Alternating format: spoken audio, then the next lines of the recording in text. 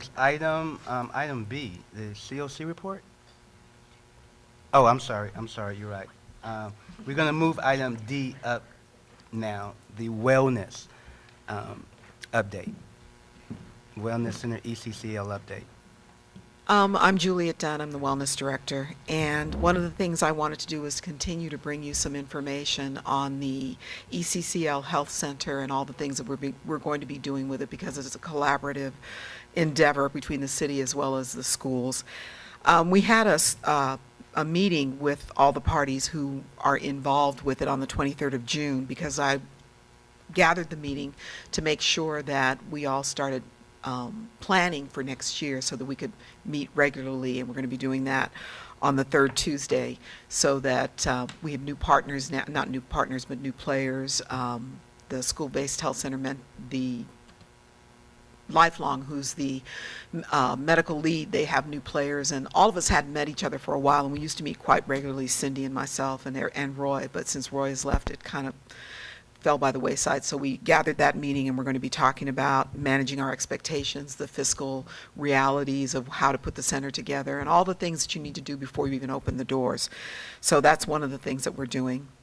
The Youth Advisory Board had about 6 to 8 students this summer do a summer intensive. One of the things that we want to do is continue input from students on the health center, and they went to visit WAMS, which is the West Oakland Middle School Clinic, as well as RISE, which is the Richmond Health Center and Youth Services, to get an idea of what one looks like, what a health center looks like. It's based on a school premises. Talk to the people, find out what's going on, and then give us recommendations, and to continue that through the year. These are all students who are going to be returning to Emory Secondary, and get an idea of what kind of surveys they want to put together, work on some general information, and then just give us the student perspective.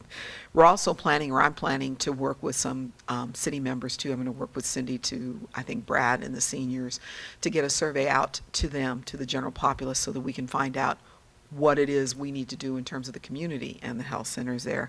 And that will all be continuing, because I don't want to walk into the center and think, okay, now what do we do here? Because we want to plan this ahead of time. I also set up a meeting on the 14th of July with our medical lead, Lifelong, because one of the things that the person that we used to deal with, we have a new person now, and we also have the architects who want to deal with the person who's in charge of the facilities, so that we can, since now the buildings are starting to go up and we have general information that we'd like to put together, we're going to meet on the 14th, and I've invited several people to do that over at Lifelong. So as soon as I get some more information from there, we will move forward with that. But basically it's just a series of meetings, making sure that everybody's updated, and making sure that you're updated on the things that we're doing. Okay, any questions? Any questions from any of the members? Okie dokie. Do we have any questions from the public?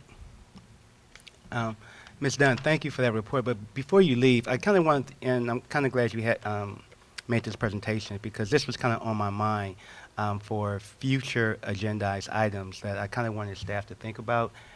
For next year, as we move along next year, if we can start having more items on the agenda that really relates to the programmatic things that will be happening at the ECCL site when we move into.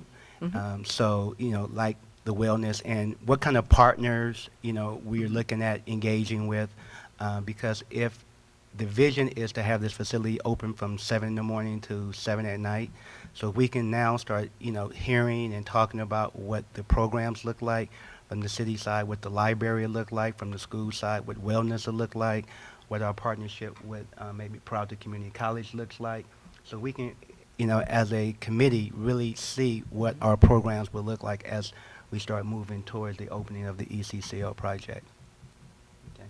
That's good. That's one of the reasons I asked to be on the agenda, because I think we were losing sight of some of the things that we're doing, and we're doing a lot of things, but nobody knows unless you communicate that and get input back from the people who are working with us. So. Exactly, and I think at this time it's most important, as you said, you know, since the building is about to be erected, now is the time to really start looking at what our programs look like as we move into the new facility. So thank you very much. You're welcome. Okay. Anything else? Any other questions? Nothing? Okay. We'll now